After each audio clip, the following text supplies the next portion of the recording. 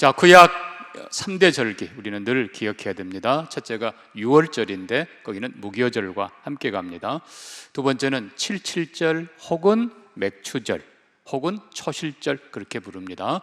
그리고 세 번째는 수장절, 그리고 이어서 초막절 같이 갑니다. 자, 그래서 지금 딱 이때가 이제 모든 곡식 다 거둬들이는 수장절, 하나님께 감사드리고 이어서 한 주 동안 초막에 거합니다. 그래서 이스라엘 백성들이 실제로 나뭇가지들을 여러 가지 가져다가 텐트에 곳곳에 꽂아서 초막을 한 주간 거합니다. 그럼 초막에 거하는 이유가 뭐겠습니까? 먼저는 하나님께서 이스라엘 백성들로 하여금 출애굽의 경험, 출애굽의 사실을 회상하게 만듭니다. 그래서 구원, 옛적에 애굽의 노예였는데 하나님이 주신 그 큰 구원을 기억하게 하고 감사하게 하십니다. 그리고 두 번째는 광야길을 기억하게 하십니다. 그런데 여러분, 광야길 그때는 뭡니까? 완전히 빈손이죠. 아무것도 없었죠. 그러나 지금 수장절을 지내고 하나님께서 이렇게 풍성하게 주심을 감사하게 하십니다. 그리고 이어서 그동안 한 해 동안 수고했는데 하나님이 좀 쉬어라. 여러분, 실제로요, 이 나뭇가지 다 이게 싱싱한 것들, 좋은 것들 다 꼽습니다. 이 초막절은 고난의 기간이 아니고 휴식의 기간입니다. 성경 보면요, 초막절을 지키면서 기뻐하니라. 아이들까지도 함께 기뻐합니다. 자연을 누리며 힐링하면서 안식하게 하십니다. 그러나 마지막 중요한 게 있습니다. 너희는 여전히 나그네 인생이라. 그들이 가나안 땅에 들어오고 예루살렘에 성전을 세우고 예루살렘의 약속의 땅에 살고 있지만 여전히 영원한 나라에는 아직 이르지 않았습니다. 너희는 여전히 아직도 나그네 기름을 잊지 마라. 내가 너희의 생이 끝난 다음에 너희를 영원한 집으로 너희를 맞아 주리라. 이게 이제 초막절입니다.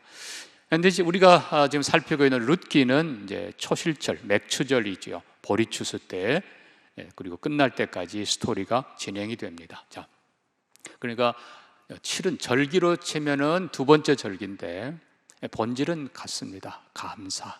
첫 번째 유월절도 구원의 감사, 그리고 두 번째 초실절도 처음 주신 곡식들, 밀과 보리로 인해 감사, 가을에 풍성하게 주심을 감사. 우리 안에 감사가 가득하기를 축복합니다. 자, 우리는 룻의 감사를 보았습니다. 남편 잃고 소망 없는 여인이지만 그래도 어머니 따라서 하나님께로 돌아가고 어머니의 민족에게로 돌아가면서 어머니가 있어 감사. 여러분, 그 어머니가 자기를 딸처럼, 아니 더 사랑해주고 배려해주는, 이보다 더 감사한 일이 어디 있습니까? 또 이방 여인이지만 그 여인을 뭐라고 하지 않고 오히려 그 사환, 사실 이 반장이 중요하다 그랬잖아요. 이 사환이 이방 여인입니다 끝나지 않고 아침부터 지금까지 열심히 일하는 그런 사람이네요. 신분이 아니라 성실함으로 칭찬해 주던 이런 사람이 있고, 또 보아스가 축복합니다. 여호와께서 내게 온전한 상 주시기를 원하노라. 그리고 말합니다. 내 딸아, 다른 데 가지 말고 여기 있으라. 그리고 식사에 초대합니다. 이거는 가족 중에 하나로 받아주는 것입니다. 여러분, 이 가족처럼 여긴다는 게 얼마나 중요한지 모릅니다. 그러니까 보아스는 자기가 거느린 사람들을 말 그대로 가족처럼 여겼다는 겁니다. 이 룻의 감사는 거기서 끝나지 않습니다. 보아스, 자기를 현숙한 여인으로 인정해주고, 그리고 하나님의 은혜 가운데 결혼한 남편이 되어주고, 여러분, 거기서 끝나지 않습니다. 오벳을 낳습니다. 그리고 오벳은 이새를 낳습니다. 이새는 누구를 낳으니라? 다윗 왕을 낳으니라. 여러분, 이방 여인, 초라한 여인, 아무것도 내세울 것도 없는 룻이지만 어떻게 보면 이제 그의 시어머니가 된 라합 비교하면요, 라합은 나라를 구한 영웅이에요. 근데 룻은 아무것도 한 일 없어요. 그냥 시어머니 섬기고 이삭을 주우면서도 감사하고 그냥 하나님 향해서 성실하게 산 것뿐인데 하나님께서 구원 역사의 주인공으로 삼아 주셨습니다. 다윗 왕의 모가 되게 하시고 그 가문을 통해서 다윗 왕가를 이루게 하시고 그리고 마침내 메시아가 오게 하십니다. 여러분 돌아보면 룻이 뭐 있겠어요? 아무것도 없는 그냥 지극히 평범한, 그렇습니다. 사랑하는 성도 여러분, 주님 말씀하시죠. 작은 일에 충성된 자 주님이 기뻐하시고 내가 큰 일을 내게 맡기리라.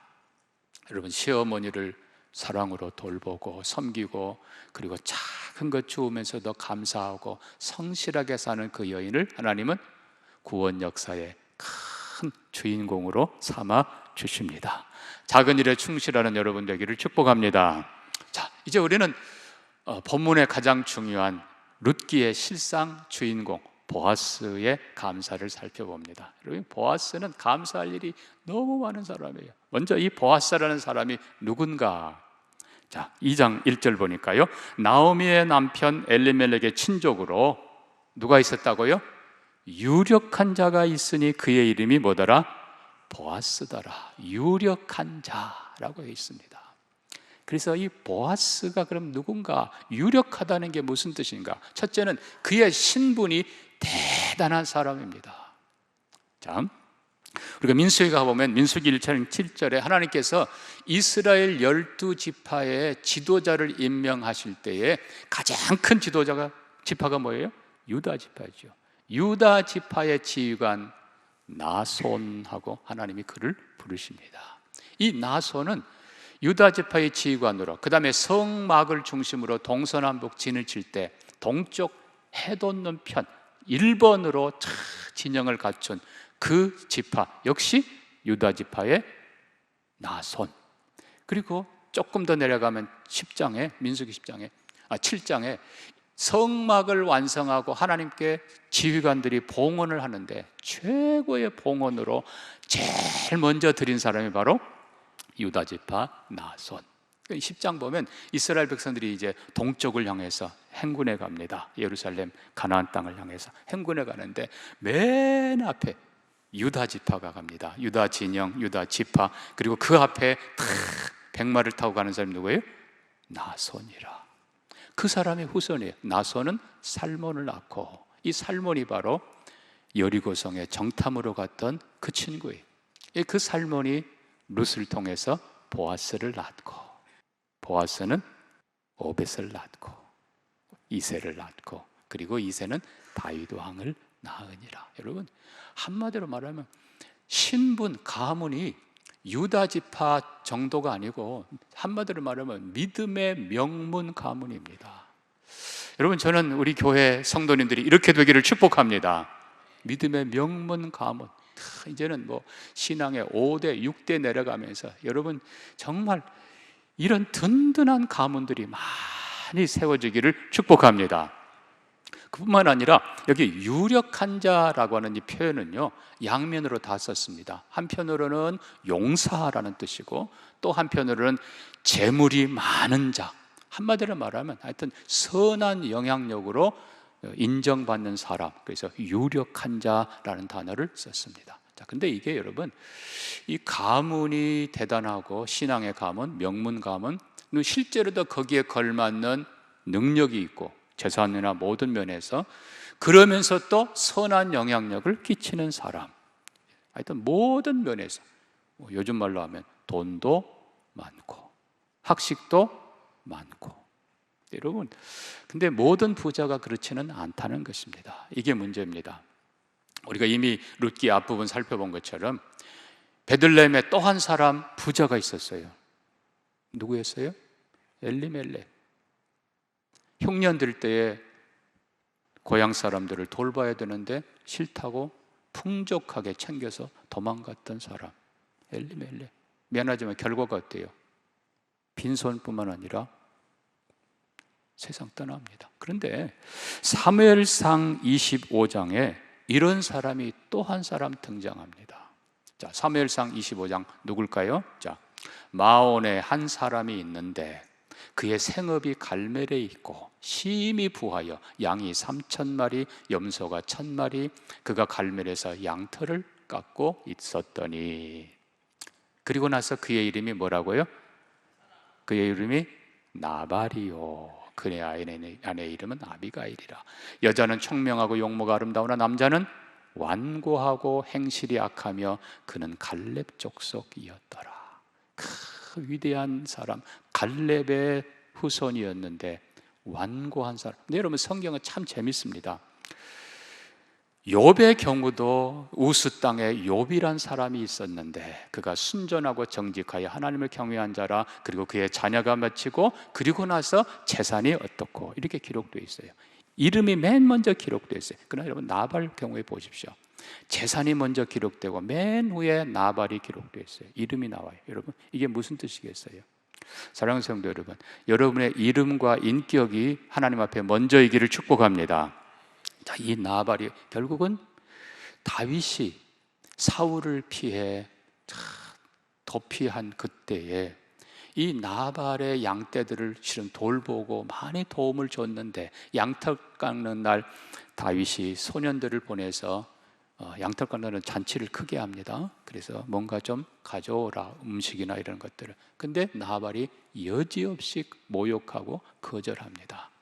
자, 다윗이 나발이 자기 양털을 깎는다함을 듣고 광야에서 듣고 사람을 보냅니다. 이어서 이제 아비가일이 대신 음식을 싸가지고 가서 다윗에게 다 용서를 구하고 그리고 나서 돌아오니까 나발이 왕 같은 잔치를 배설하고 취하여 기뻐함으로 아비가일이 아무 말 하지 않다가 그 다음에요 아침에 얘기를 했더니 다윗이 너를 죽이려 한다 했더니 낙담하여 몸이 돌과 같이 되었더니 그 다음 38절 보십시오. 한 열흘 후에 여호와께서 나발을 치심에 그가 죽으니라. 사랑하는 성도 여러분, 부한 자가, 가진 자가, 책임 있는 자가 선한 일, 하나님이 원하시는 일을 하지 아니할 때 하나님이 치시니라. 엘리멜렉이 그랬고 나발이 그랬습니다. 정반대로 보아스는 최선을 다해서 베풀며 나누며, 오늘 본문에 나오미가 하는 말이 그가 산 자와 죽은 자들에게, 다른 말하면 모든 사람에게 선을 베풀기를 그치지 아니하는도다. 이게 진짜 축복입니다. 그래서 우리가 2장 4절 보면요, 자, 보아스가 그의 밭에 이르러 추수하는 자들에게 말합니다. 여호와께서 너희와 함께 있을지어다. 축복할 때 그들이 대답하기를 4절 보니까요, 여호와께서 당신에게 복 주시기를 원하나이다. 여러분 어떻게 보면 이게 바뀌지 않았어요? 이미 보아스는 부자예요. 근데 부자를 향해서 하나님이 당신에게 복 주시기를 원하나이다. 이게 무슨 뜻이겠어요?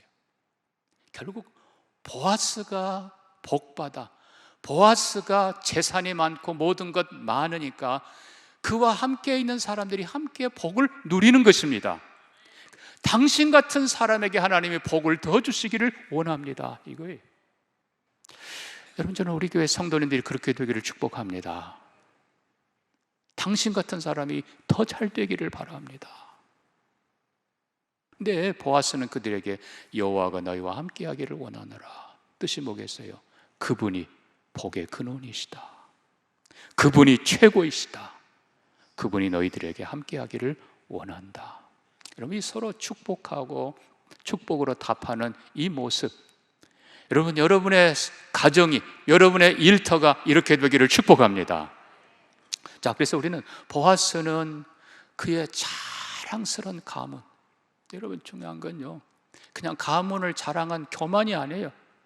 뒤에 보면 그가 얼마나 겸손하게, 얼마나 성실하게 일하는지 모릅니다. 3장 끝에 보면요, 내 딸아 그가 이 일을 이루기까지 쉬지 아니하리라.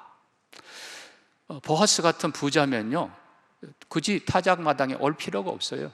그냥 다 일꾼들 맡기고 나한테 예를 들어 뭐 절반 가져오라, 얼마 가져오라 그러면 끝이에요.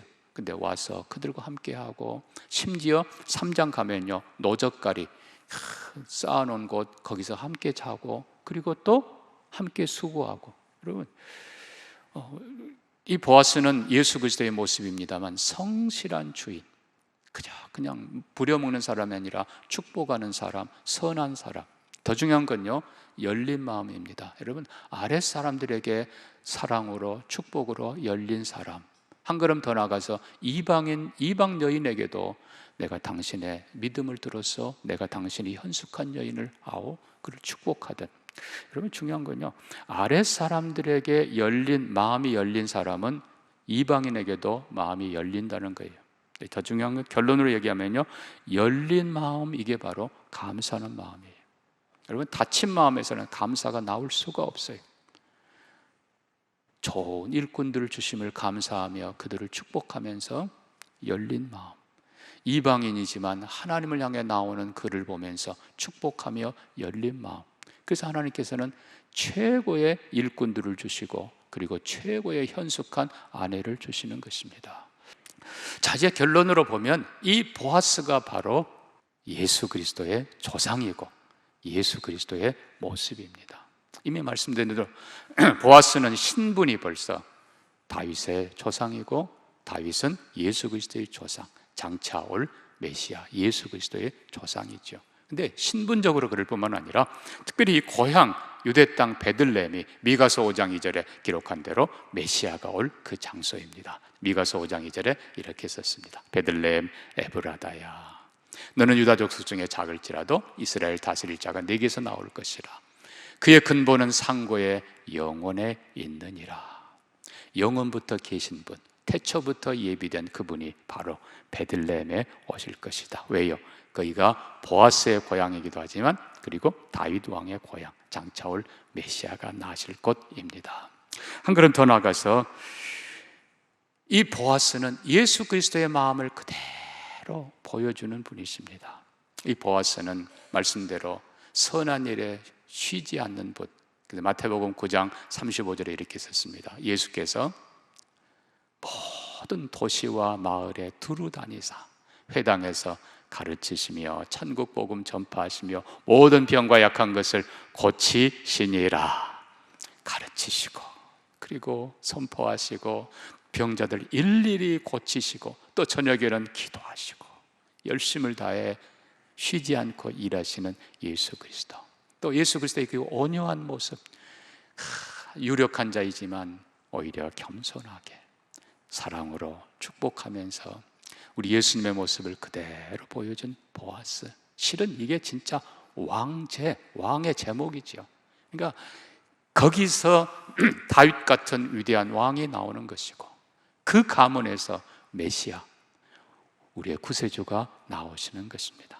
그러나 여기 이제 가장 중요한 룻기서의 마지막 주제가 등장합니다. 자, 오늘 본문 20절 갑니다.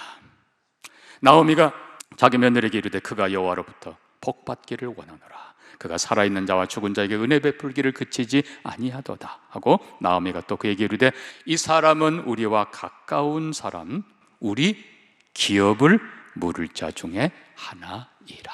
여기 기업 물을 자라는 표현입니다. 기업을 물은다. 하나님께서는 이스라엘 백성 12지파에게 기업을 주시고 그 기업을 대대로 유지하기를 원하셨습니다. 그 기업에서 자손 대대로 수천 년을 살며 하나님의 축복을 누리기를 원하셨습니다. 그래서 기업을 다른 사람에게 넘기지 말라. 그러니까 이스라엘 백성들은 그때 당시에는 땅을 판다는 것은 땅을 파는 게 아니고 희년이 될 때까지 연수를 계산해서 그만큼 값을 쳐서 주는 것입니다. 그러니까 경작권을 실은 파는 거예요. 그런데 희년이 돼서 그 값을 지불하지 않으면 이제는 그 기업을 뺏기는 거예요, 영원히. 그래서 그 기업을 유지하기 위해서 하나님께서는 고엘이란 제도를 두셨는데 친족 중에 하나가 반드시 가장 가까운 친족이 책임을 지고 잃어버린 그 기업을 그동안 줬던 그 돈을 갚고 때로는 플러스 이할인가 그럽니다. 주고 다시 찾아서 주게 돼 있습니다. 근데 이건 땅 기업만이 아니고 두 번째는 가문입니다. 죽은 형제를 사실 한편 생각하면 여러분 그때 당시 이해하셔야 됩니다. 여자가 혼자 살아갈 수 없습니다. 그래서 그를 가족으로 맞아들이고 또 형제의 가문을 이어주기 위해서 형제의 남편, 그의 남편 역할을 해야 됩니다. 그래서 기업을 회복해주고 가문을 회복해주고, 그 다음에 더 중요한 게 나옵니다. 이 사람이 죄를 범했을 때, 형제 중 한 사람이 죄를 범했을 때 그 죄를 함께 받거나 대신 받는 사람이 고엘입니다. 자, 여러분 먼저 민수기 5장 8절에 이런 말씀이 있습니다. 자, 민수기 5장 8절요. 만일, 잘 보십시오, 죄값을 받을 만한 친척이 없으면 그 죄값을 여호와께 드려 제사장에게로 돌릴 것이니. 자, 이게 무슨 뜻인가? 자, 누군가가 남에게 피해를 끼쳤습니다. 그러면 반드시 그 죄값을 갖게 돼 있는데 그 사람이 죽었어요. 그러면 누구에게 주는가? 이 피해를 입힌 자가 죄값의 2배를 그 피해 입은 자의 가장 가까운 친족에게 갚아야 돼요. 근데 거기도 없으면 그거를 여호와께 드리라, 이 뜻이에요. 자, 이 말은 근본적으로 말하면 죄를 지으면 그 죄값을 스스로 감당할 능력이 없으면 형제가 함께 해줘야 되는 거예요. 그래서 돈도 갚아야 되고, 아니면 또 태형이 내려지면요, 사실 40에 하나 가만매, 그 정도 맞으면 죽어요. 그러니까 형제들이 매 맞는 것도 같이 해주는 거예요. 죄 지은 형제와 함께, 가족이 함께 가서, 예를 들어 30대를 맞아야 된다 그러면 죄 지은 사람이 절반을 맞게 하고 나머지를 제가 5대 맞을게요. 또 다른 형제가 나도 5대 맞을게요. 그게 법이에요. 그러니까 성경에는 대신한다는 게 계속 강조가 됩니다. 공동으로 함께 하는 거예요. 어떤 경우는 병들어 도저히 매를 맞지 못하면 제가 대신 맞을게요. 고엘, 가장 가까운 친척이 형 틀에 가서 형 혹은 자기 가족 중 한 사람, 죄 지은 사람 대신에 그 매를 다 맞는 겁니다. 이게 고엘입니다. 예수 그리스도가 우리의 고엘이십니다. 우리의 잃어버린 모든 것, 기업을 회복해 주시는 분, 신분을 회복해 주시는 분, 가정을 회복해 주시는 분, 그리고 우리 죄를 대신 지고 십자가 위에서 하나님에게 다 나 대신 맞아 주신 그분, 그리고 나에게 자유를 주시고 새로운 생명을 주시고 새로운 삶을 주신 그분, 우리의 기업 물을 자 보아스가 바로 예수 그리스도인 것입니다. 사랑하는 성도 여러분, 이보다 더 큰 감사가 어디 있습니까? 우리가 나오미의 감사를 돌아보며 우리가 하나님께 감사하고, 그리고 맨 처음 제가 말씀드렸던 초막에 거하는 이유를 돌아보며 나를 구원하신 하나님께 감사하고, 광야의 길을 걷지만, 여러분 예전하고 한번 비교해 보세요. 정말 어려웠던 그때, 광야길 아무것도 없었던 그때지만 지금 수장절을 지나고 내게 이렇게 풍성하게 주신 하나님께 감사, 앞으로 내가 돌아갈 영원한 번영이 있어 감사, 함께 갈 가족이 있어 감사, 아름다운 성도들이 있어 감사, 그 누구보다도 우리에게 영원한 우리의 남편 되시는, 우리의 고엘 되시는, 나 대신 십자가 고난 다 받으신 예수님이 있어 감사로 가득한 우리가 되기를 주의 이름으로 축복합니다.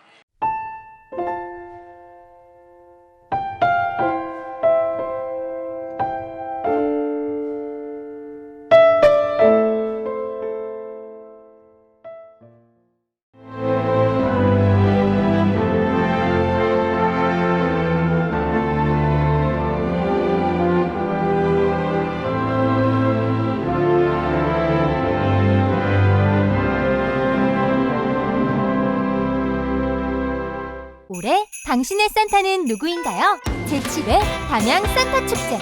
가족이 함께, 친구가 함께, 연인이 함께 서로의 산타가 되는 곳. 밤하늘을 물들이는 환상의 빛, 심장을 두드리는 EDM과 담양을 들썩이게 할 인기 가수들의 라이브 무대까지. 올겨울 담양에서 가장 빛나는 밤을 즐기세요. 산타와 함께 즐기는 7번째 크리스마스 파티. 담양 산타 축제에서 만나요.